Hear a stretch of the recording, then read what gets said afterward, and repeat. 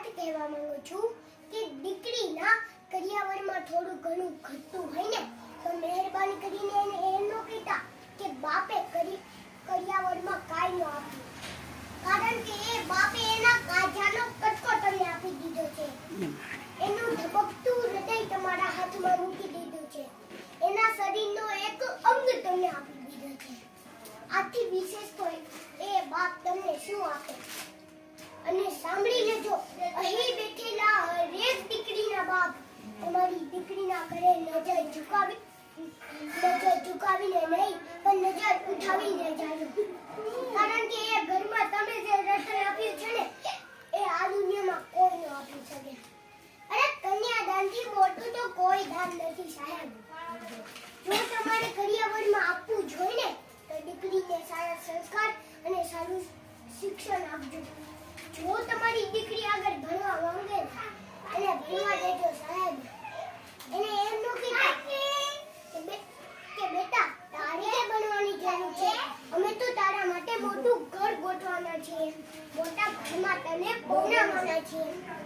આ બોલતા પહેલા એક વસ્તુ યાદ રાખજો કે આપણે આ દુનિયામાં કાયદો જન્મને જ લઈને નથી આવ્યા. પરિવર્તન એ સૃષ્ટિનો નિયમ છે. અને આમ તો આપણા બધાનું જ કહેવું છે ને કે માવતર દઈ છાણીને કરમ લઈ જાય તાનું. ન કરે નારાયણ.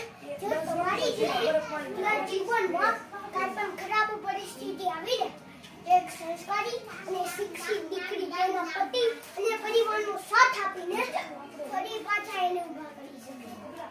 કદાચ કોઈ આપણું મકાન છીનવી લેશે, આપણા જમીન અને જાયદાદ છીનવી લેશે, પણ આ દુનિયામાં કોઈની પણ તાકાત નથી કે આપણું શિક્ષણ છીનવી શકે.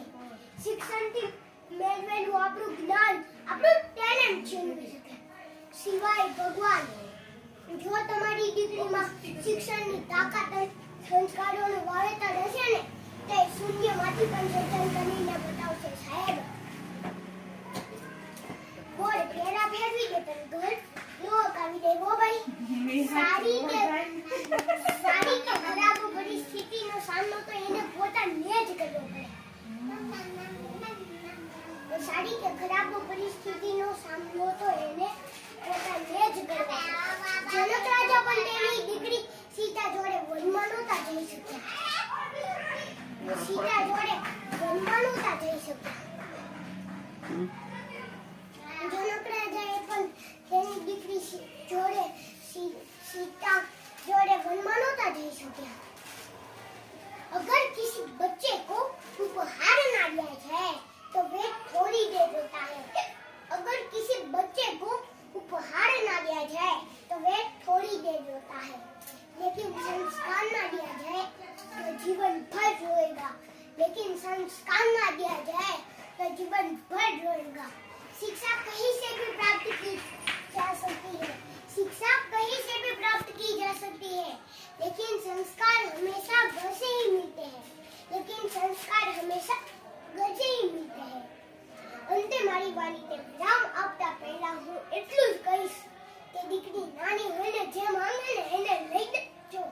દીકરી નાની હોય ને જે કાંઈ પણ માંગે ને એને લઈ દેજો, કારણ કે એ દીકરી મોટી થઈને સાસરે રહેશે ને તમે ગમે આપશો ને તો એના મોઢામાંથી એક શબ્દ નીકળશે હવે કે પપ્પા આની શું જરૂર હતી.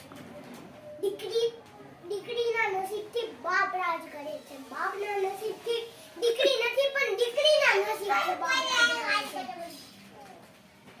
Thank you so much. તમે મને આટલી શાંતિથી સાંભળી એના માટે તમારો ખૂબ ખૂબ આભાર. કારણ કે આ દુનિયામાં બોલવું તો બધાને જ છે, પણ કોઈ આપણે શાંતિથી સાંભળી લે ને એ જ બહુ મોટી વાત છે. બહુ મસ્ત.